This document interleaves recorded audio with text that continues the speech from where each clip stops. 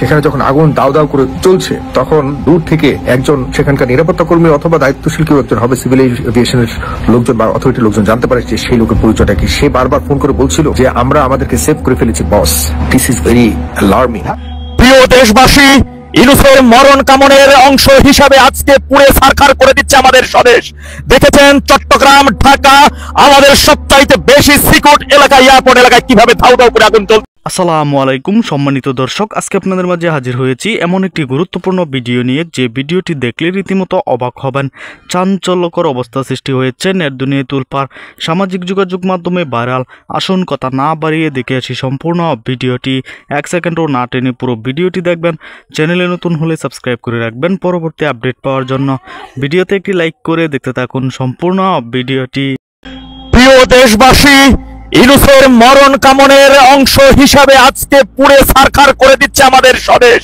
দেখেছেন চট্টগ্রাম, ঢাকা, আমাদের সবচাইতে বেশি সিকিউর এলাকা, এয়ারপোর্ট এলাকায় কিভাবে ধাউ ধাউ করে আগুন চলছে। আজকে ব্যবসায়ীদের হাজার হাজার কোটি টাকার সম্পদ নিমিষেই ধ্বংস করে দিচ্ছে ডেভিল ইউনূস।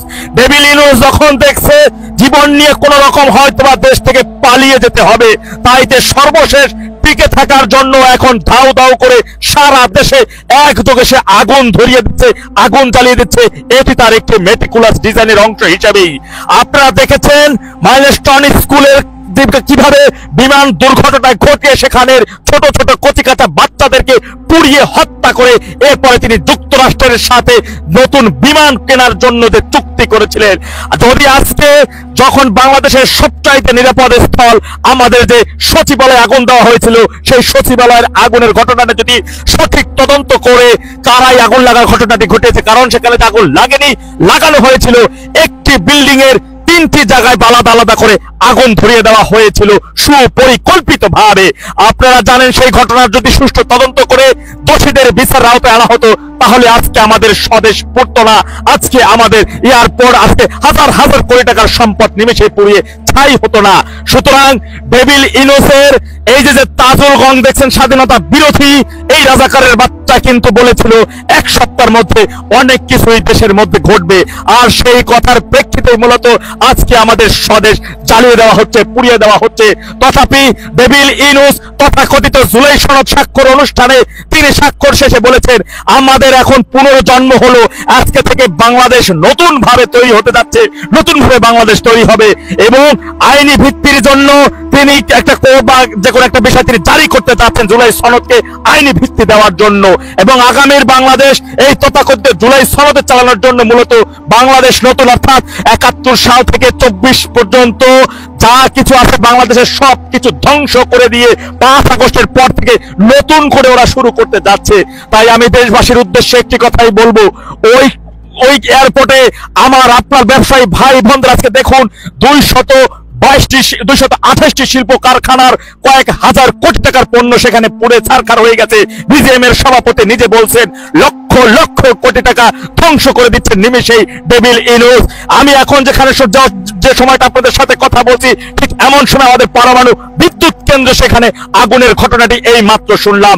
পুরো দেশের গুরুত্বপূর্ণ স্থাপনাগুলো পরিকল্পিতভাবে আমেরিকার নির্দেশে পাকিস্তানের সহায়তায় দেশ বিরোধীদের চক্রায়ের এই যে $29 বিলিয়ন দিয়ে মেটিকুলাস ডিজাইনের মাধ্যমে আজকে আমাদের স্বদেশটা জ্বালিয়ে পুড়িয়ে ছারখার করে দিচ্ছে। আমি আমাদের দেশের আপামর জনগণের উদ্দেশ্যে একটি কথাই বলবো, দেখুন আপনারা খুব ভালো করে বুঝতে পারছেন কখনো 3টায়, কখনো সকাল 11টায়, কখনো সন্ধ্যার পরে, কখনো রাতে বিভিন্ন গুরুত্বপূর্ণ স্থাপনাগুলোতে সুপরিকল্পিতভাবে ডেভিল ইউনূস আগুন লাগার ঘটনাটি ঘটাচ্ছে। ডেভিল ইউনূস আন্তর্জাতিক বিমান সংস্থার মাধ্যমে আগামী 3 দিনের মধ্যে যদি এই বিষয় তদন্তর আহ্বান না জানায়, তদন্তর ব্যবস্থা না করে, তাহলে দেশবাসী ধরেই নেবেন, বুঝেই নেবেন এটি সম্পূর্ণভাবে প্রমাণিত হচ্ছে যে ডেভিল ইউনূসের মেটিকুলাস ডিজাইনের অংশ হিসেবে সুপরিকল্পিতভাবে নতুন ষড়যন্ত্রের অংশ হিসেবে এই আগুন লাগাচ্ছে। ওই তাজুল ইসলাম বলেছিল যে বাংলাদেশে আগামী কিছুদিন বেশ কয়েকটা গুরুত্বপূর্ণ ঘটনা ঘটবে, অনেক ধরনের কাহিনী হবে।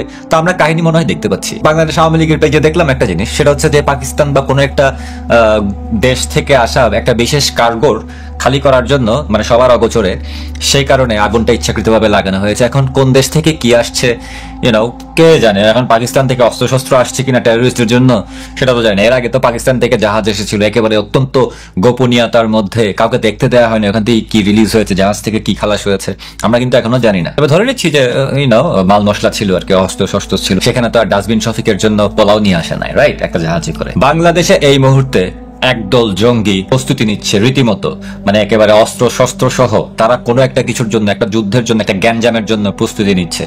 তাদের টার্গেটই হবে বাংলাদেশকে কনফ্লিক্ট জোনে পরিণত করা। তারাই কিন্তু মাসল পাওয়ার, এই ইউনুস এবং তার এই সরকারের, তাদের যত নাটক চলছে বাংলাদেশে, জঙ্গি সন্ত্রাসীরাই কিন্তু তাদের মাসল পাওয়ার। এবং বাংলাদেশকে কমপ্লিটলি আনস্টেবল করে দেওয়ার জন্য, একটা কনফ্লিক্ট জোন করে দেওয়ার জন্য বাংলাদেশের প্রতিটা জেলায় জেলায় বা বিভাগে বিভাগে বিভিন্ন জায়গায়, যাদের বিভিন্ন স্টেশনে অলরেডি কিন্তু জঙ্গিদের ট্রেনিং চলছে। এবং জঙ্গিরা যে পেনিট্রেট করেছে বাংলাদেশে এবং পাকিস্তান থেকে যে কিছু ইম্পোর্ট করা হয়েছে ট্রেন আপ করার জন্য, সেটাও এখন সবাই মোটামুটি জানে। আদারওয়াইজ আমেরিকান এমবাসি হঠাৎ করে তাদের সিকিউরিটি বাড়াবে না, তাই না? আমেরিকান এমবাসি সিকিউরিটি বাড়াবে এভাবে রাত দুপুরে? তাদের প্রতিদিনই ওয়ান লেভেল আপ এসকেলেট করছে। শুধু আমেরিকান এমবাসি না, অন্যান্য যতগুলি এমবাসি আছে তারাও সন্ত্রাসী হামলার ভয়ে তাদের সিকিউরিটি বাড়াচ্ছে বাংলাদেশে। এগুলি পেপারে আসছে, আমার কথা ধরার তো দরকার নেই। 5 আগস্ট সরকার পতনের পর পাকিস্তানের আইএসআই এর সহায়তায় জামায়াত, হিজবুত তাহরির, আনসারুল্লাহ বাংলা টিম, জসিমউদ্দিন রহমানি, যাকে ছেড়ে দেওয়া হয়েছে এই সরকার ক্ষমতায় আসার পর, এবং পাকিস্তানের লস্করি তৈয়বা যৌথভাবে এই সীমান্তবর্তী যে অঞ্চলগুলোর নাম আমি বললাম বাংলাদেশের ভূখণ্ডে, এই সীমান্তবর্তী অঞ্চলগুলার বিভিন্ন মাদ্রাসা এবং দুর্গম এলাকায় একাধিক অস্থায়ী ক্যাম্প স্থাপন করেছে জামাতের পৃষ্ঠপোষকতায়, লস্করি তৈয়বার এবং আইএসআই এর সম্মিলিত প্রচেষ্টায়।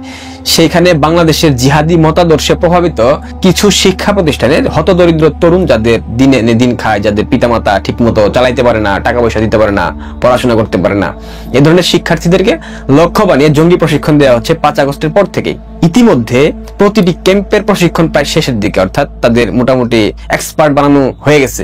1 বছর সময়, অনেক বেশি। অস্ত্র চালাইতে তো 1 বছর সময় লাগে না, 2 মাস এক্সপার্ট বানানো যায়, কোনো বিষয় না।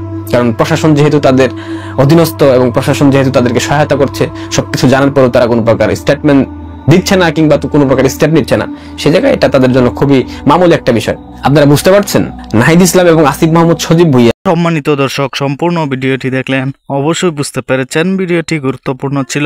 দর্শক, এই ভিডিওতে যে তথ্যগুলো আপনারা পেয়েছেন এ বিষয়ে আপনাদের মূল্যবান মতামত অবশ্যই কমেন্টে জানাবেন, এবং পরবর্তী আপডেট ভিডিওগুলো সবার আগে পেতে চ্যানেলটিকে এখনই সাবস্ক্রাইব করে রাখুন।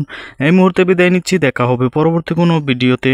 সে পর্যন্ত ভালো থাকুন, সুস্থ থাকুন। আসসালামু আলাইকুম।